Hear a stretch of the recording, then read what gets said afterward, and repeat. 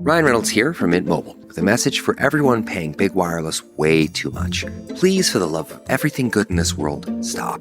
With Mint, you can get premium wireless for just $15 a month. Of course, if you enjoy overpaying, no judgments, but that's weird. Okay, one judgment. Anyway, give it a try at mintmobile.com/switch. Upfront payment of $45 for 3-month plan, equivalent to $15 per month required. Intro rate first 3 months only, then full price plan options available. Taxes and fees extra. See full terms at mintmobile.com. I mean, no one plans to get sick, and yet, here we are. My name is Matthew Zachary. I survived cancer, a stroke, and COVID-19, and somehow I'm still here. I also survived our stupid, broken healthcare system, and I want to help you survive it too. So let's go make healthcare suck less together. Because you know what? We're all out of patience. Hey, that's the name of the show.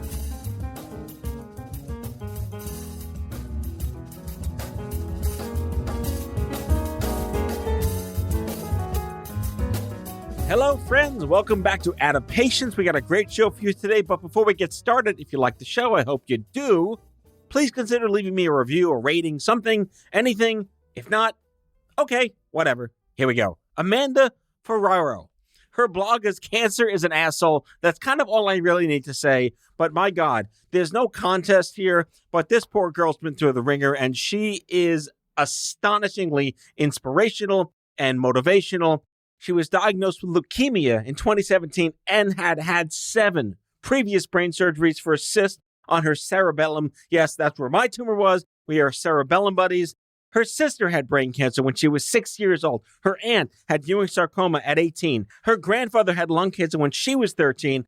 She has been seeing the effects of cancer her whole life. 6 months after her leukemia diagnosis, she relapsed and was given 20% chance to live. But she did have an induction chemo and then stem cell transplant. Guess what? She's still here. She's cancer-free, and she's live in studio, and she's awesome. And once again, her blog is Cancer is an Asshole. Need I say any more about what you're in store for? Ladies and gentlemen, Amanda Ferraro. Amanda Ferraro, thank you so much for coming on my show. Welcome to Out of Patience. Thank you for having me. Which you clearly are out of patience, aren't you? Absolutely. I really appreciate the fact that you have embodied everything that we believed might have been truth 20 years ago when this whole, geezer and baby cancer, no offense to geezers and baby cancer, that it was time for that little middle group to stand up for itself. And going back to Heidi Adams, full props to Heidi Adams for starting like the first funny, tongue-in-cheek, kind of kiss my ass website where it was okay to be dark and funny and, like Animal Planet with less hair was her t-shirts, just really set in motion this fabulous movement that you have regrettably been drafted into, but you continue the culture of. So how do you feel about that? You've listened to the documentary. You have this perspective of the Gen X geezers like me who have kind of passed the torch. Where are you at these days? I'm right in the middle and loving it. I think there's not enough representation of young adults. I feel like it does go from baby to older, and there's kind of a middle ground that's left out, a gray area, so to speak. And I'm happy to be a voice for young adults that have cancer. I want to start by, and I did all of my, I guess, stalking would be a potentially inappropriate word in cancel culture days. Okay, but I get it. You went through all sorts of crazy shit before you were diagnosed. Yes, absolutely. So let's talk about that. So I was born with double pneumonia. I had swallowed my mom's amniotic fluid at birth. And then when I was 4 months old, I had scarlet fever. So that was my beginning birth story. When I was 8 years old, I was diagnosed with a cyst on my cerebellum and hydrocephalus. So I had my first brain surgery at 8. I was good for 10 years. And then I had brain surgery again my senior year of high school in 2006, and then one in 2007 because the fluid was built up, another one or two in 2008, and that lasted a few years. And then I had a complete reconstruction in 2011. And then the most recently was 2013 while I was 16 weeks pregnant with my son because the shunt was scraping the right atrium of my heart. So that had to be shortened. But as of right now, I'm doing great. My dad, who I don't know if you have heard of or got to see in person, Mayor Lou, he kind of invented the boomers of stupid cancer universe where our parents who were not sick gave a crap about young adult cancer. I think his strongest mantra to me was always clean up nice, but never look under the hood. Like that. Yeah. Never look, I mean, because God knows what's under there. He just told everyone Right. what's under there. But I don't know if you know this, but we are cerebellum buddies. I had a tumor called a medulloblastoma, which is a congenital brain tumor, but it Wow. happens to be in your cerebellum. So AP Bio came in really handy that I knew what the hell that was. Right. Now I know from a bunch of research, we have a genetic mutation. But my aunt had cancer right before I was diagnosed. And my sister, actually, when she was 6 years old, was diagnosed with a primitive neuroectodermal tumor. So she had brain cancer when she was 6 years old. Wow. So it Yeah. really is a love affair within the family. Unfortunately, a love affair with cancer. You are a catch. Thanks. All right. So I think what intrigues me the most is, so you were diagnosed in 2017 with the cancer. You had all the other fabulous stuff beforehand, but it was actually 2017 Yes. when all the shit really actually hit that fan. And this was a year before I stepped down. This was 17 years after Heidi started Planet Cancer. This was well into where institutionalization of the words adolescent and young adult were being built into research and academia and psychosocial. Knowing what you know now with the history behind you, do you feel as if you were in the same entrapped whirlwind of what the fuckery when you were diagnosed? Or did you find a network, find a community, take advantage of the good parts of social media when you were ready to do that? Well, in all honesty, I really kind of felt thrown into a whirlwind of what the fuck. I was a young mom. I had a 3-year-old son, and I didn't know what to do. I didn't know where to turn. I was 28 when I was diagnosed. So I was young, and I just felt like there was so much against me, and it was hard, and I didn't know where to turn, and I didn't know what to do.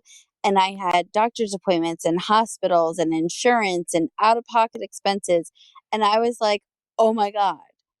And I just realized, like, so many people must be going through this. It can't just be me.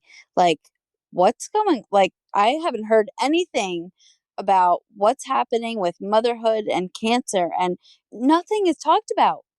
So I decided I was going to talk about it. So basically the same vortex that I went through in 1995, you went through in 2017. That's god-awful terrible.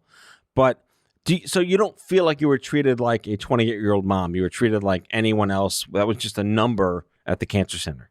Right. I just felt like, okay, you have cancer. This is what you're going to do. Here's your plan. Here's your schedule. Here's your treatment. Do it. And I was like, wait, I have a whole other life.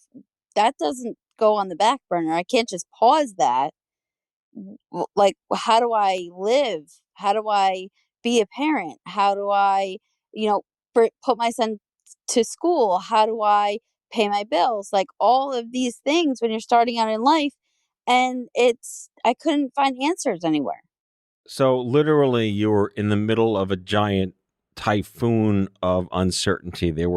No one came to your support rescue in a sense and said, hey, here's a group, here's a flyer, here's an event. There was no peer-to-peer anything at the onset. In the beginning, I had the Leukemia and Lymphoma Society, and they were peer-to-peer with me. I was able to talk to them, and they did have help with like financial things. But I felt like, okay, like I'm young, so I'm not pediatric, but I'm also not end of life. Like, where do I fit? So it was that for me, for being like, okay, I need to talk to people who are my age or who are going through the same things I'm going through, that I can talk to and say, this fucking sucks. Right. Yeah. So this speaks to me in a sense that it's not that all the hard work that we put in the 2000s hasn't paid off. It's that the idea that there are things that can help normalize to an extent and reduce your stress and give you those life hacks as a young mom are there, but it still falls into the vacuum of knowing those things exist because you're in crisis. And is it really the cancer center's responsibility to know all that? Exactly. 100%. So I have mixed emotions on that, clearly. So, we did so much, but there's so much work to be done is kind of a trope. But it does kind of anger me that you were treated at a clinic that probably should have had a better standard of care, a better best practice, a better sense of you as a person and not as a tumor. Right. And I think a lot of young cancer patients feel like that. And it's no one's fault at all, but it's like, okay, you're diagnosed, here's your treatment plan, this is your doctor, this is what you're doing, and you're not thinking about what brought them there and what their life was like. These are people who have things going on, not just a number, not just money, not just a cancer. You spent longer than you would have liked, which was any amount of time away from your son. Yeah. While you were going through the initial stages here. How did you manage childcare? So my son's father, my fiance, quit his job and stayed home with him while I went on disability and through foundations and family, and we were able to make it through. But, people don't have that. And that's why I'm such a big advocate today, because if I didn't have family and friends and foundations and people who really cared and loved and supported me and my family, I don't know how it would have ended. Yeah, and even after 6 months of you're cancer free, those famous last words, right? Right. Yeah. Boom. See ya. Hands up. Yeah. So your son had started preschool by then. It was a whole other level of what the hell am I doing? I'm not 80 on Medicare. I'm not a 6-year-old who's dependent on their parents. To the extent that you were really, really pissed that this was happening to you, how did you balance that with your fiance and with your son? Well, I was lucky I had an amazing social worker who literally would print checklists for me. This is what you have to do. So every morning, even in the hospital, I would wake up. I would make sure I called, make sure my son would eat breakfast, make sure daddy would take him to daycare, make sure I knew his hours. I would be able to call the daycare and make sure he was there. So setting a schedule really helped me every single day. And it really was able to put me through mommyhood and cancer patienthood at the same time.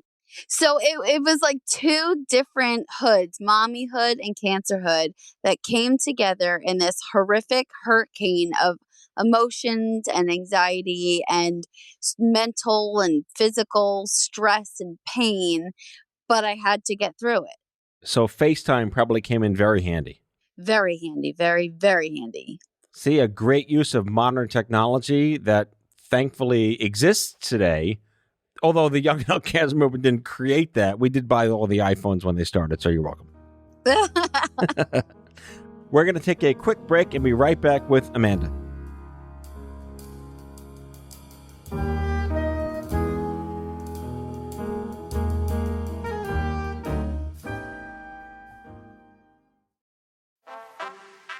Culture evolves at the speed of light, just like your financial needs. When it comes to your money, Credit Karma keeps you in the know and ahead of the game. You can count on Credit Karma to keep up with your financial needs as they evolve. We'll help you monitor your progress and give personalized recommendations so you can make strides towards your goals and find your way to money. Make sure you're on the right track, no matter where you are on your financial journey. Intuit Credit Karma. Karma you can count on.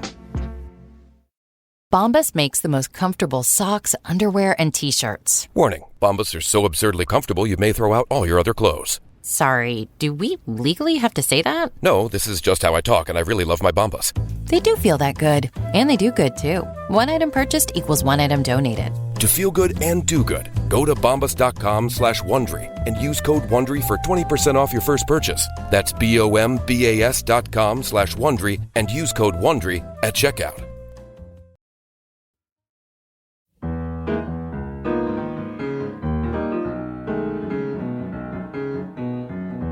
All right, Amanda, I want to go to how you, I hate the phrase, took action, right? Your reaction to all this fuckery and this utter isolation you should not have had to experience lent itself towards your channeling that to the internets.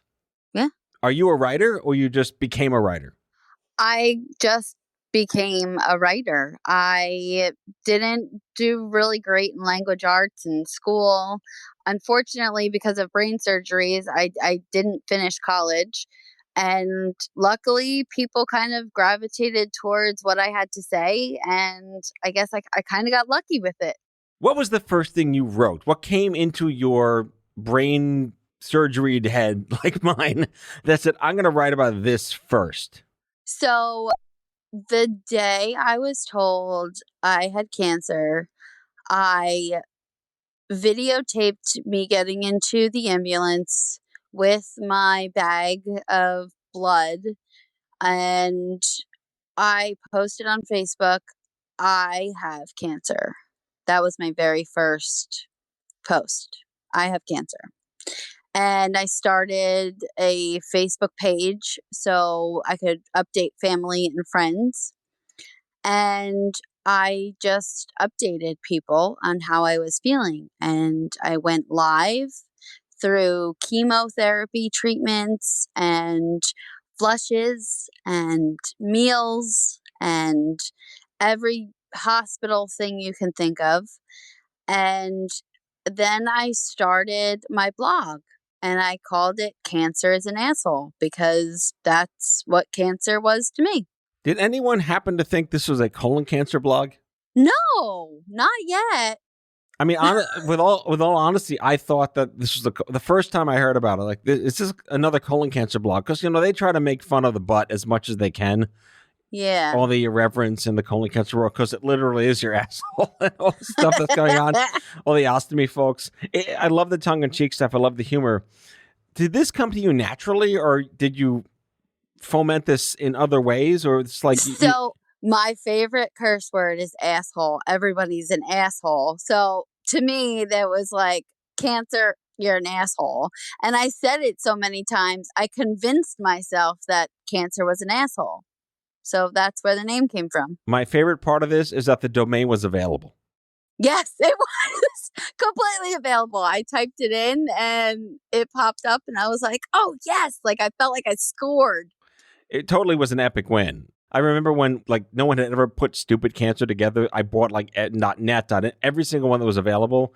And then I bought stupid Hodgkin's, stupid lung cancer. I bought like 150 stupids of cancers. And then all the fuck cancer people came around and bought every fuckcancer.co, whatever that was out there.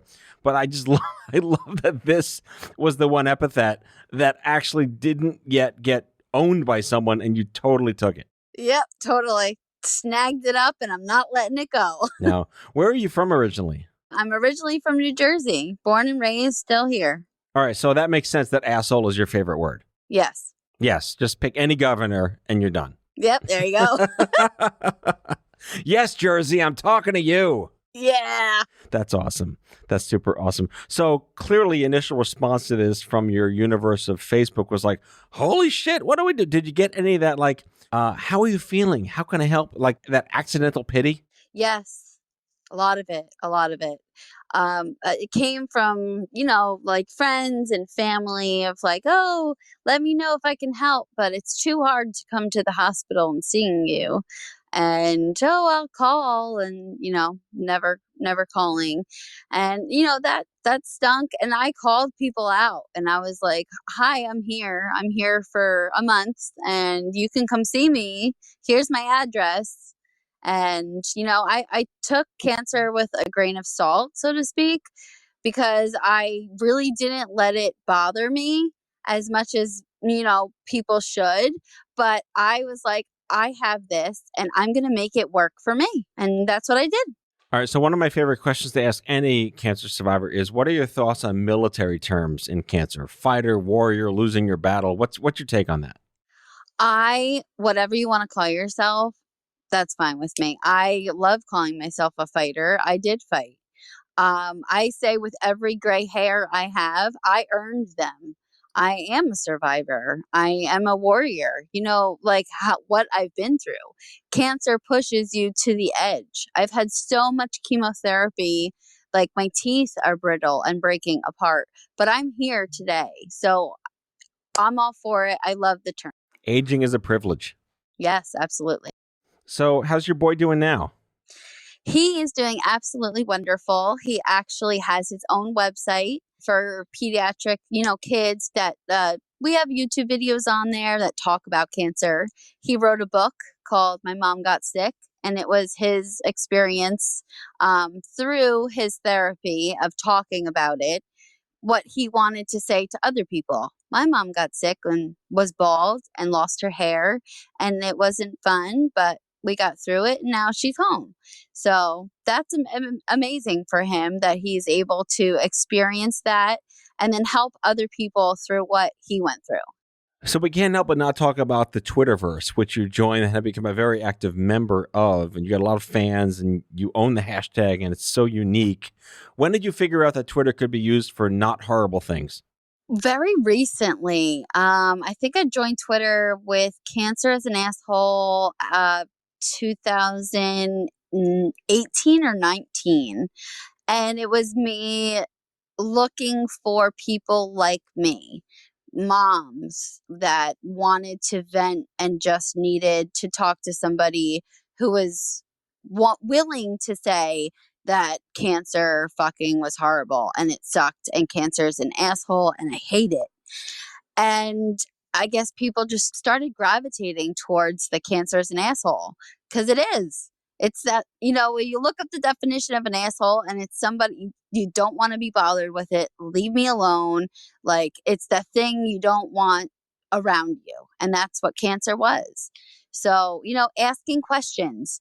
What was the gray area for cancer? What would you like to say to your oncologist? What do you wish people who had cancer would talk about? What do you want in the hospital? And it's that conversation opener that really gets people interested. So it took me 7 years to find a peer, my first person that I felt was kind of equal to me. They were young, they had brain cancer, they understood what I was going through. And everyone else was like, oh, you had cancer? My grandpa died of cancer, or my dog died of cancer. Like, things you really shouldn't say. What's your top, if you have a top 3 of what not to say to a cancer survivor, what would it be? Probably I know someone who had that and died, but that's okay. You're young. You'll get through it. Don't ever tell anyone who's diagnosed with cancer that you know someone who died of the same cancer. It Right. doesn't make you feel better. Certainly not, for sure. So did you have an aha moment when you first met your first young mom with cancer with a baby or with a young boy or young child? No, there wasn't an aha moment. Like I said, I started from day one. So I was, walking around with my pole, getting my chemo because I, was bored and I wanted to get some exercise. And the nurses would tell other patients I was a young mom and I had cancer and I was talking on Facebook or giving other people moral support. And that's how I met other moms and dads that had kids that would come up to the hospital that, had a hard time and were depressed, and meeting other people with cancer. I feel like it might have been in the interest of the hospital to tell you there are other patients like you on the floor or in the building at any point. That just didn't happen. You just became the mayor of the hospital and these people found you. Yeah. My doctor connected me to a young patient that was my age that had went through leukemia as well, but she wasn't a mother. I don't know if it's HIPAA law or what, but they didn't say anything about anything, who's there, what they have, what kind of cancer, how old they were. I just kind of took it upon myself to start asking questions. So now you're kind of, quote, asterisk in the clear, wink, wink, right? What are you observing now in like the boat wake of all the crap you went through? What are you writing about? What still bothers you? Well, the gray areas. So that's what I'm working on right now. I have, I guess, a docuseries I'm working on, and I talk to cancer patients of all kinds of cancers, lawyers, doctors, oncologists, social workers, about the gray areas. What movies don't cover, what people don't talk about, the do's and the don'ts, the oh, okay, I'm going to come to the hospital, but don't show up. How does that make us feel? The financial part of it, how much money it really takes to go through cancer treatment, what it's really like going through cancer treatment, like what to say, what not to say, different things about coming to the hospital and what to bring, what gifts we would like, what things we don't want, all of that. I was just speaking to someone about this. In movies, it's you get cancer, you either die or you live and then you're fine and they go back to work and life is normal.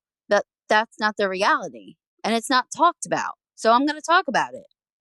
I love that. I love that all. So, a loaded question. If you can go back and have one thing happen that didn't, besides the whole don't get cancer, what would it be? Probably needing an emergency appendectomy 6 days into chemotherapy. That sucked. Wow. So that just kind of showed up? Yeah, 6 days into chemotherapy, and they didn't want to do it, but if they didn't do it, I would die. And if they did do it, I could possibly die. So it was a no-win situation. They had to do it, and I'm here today talking about it. I think our hashtag combined is, how the hell are we still here, but I'm glad we're still here? That's a long hashtag. Yeah, very long that's hashtag. That's a good one. Don't put that on Twitter. That's just between us. All right. That's good. Well, I'll take it. Amanda Ferraro, patient advocate, freelance writer, cancer survivor, speaker, mom. You mentioned you're a minister or life coach. We'll talk about that on the version 2 of this episode because there's a whole lot to unpack right there.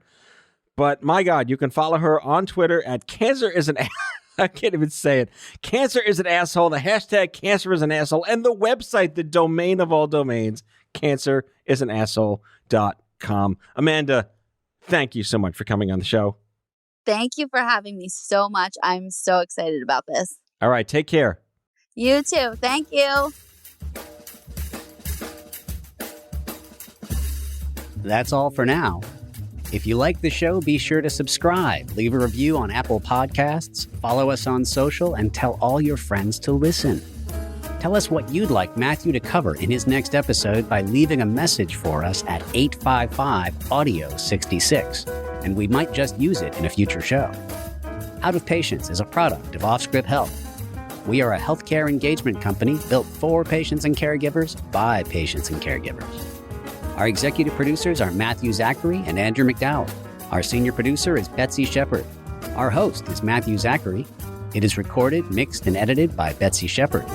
For advertising and media inquiries, email media@offscript.com. That's media@offscript.com. For more information, visit offscript.com.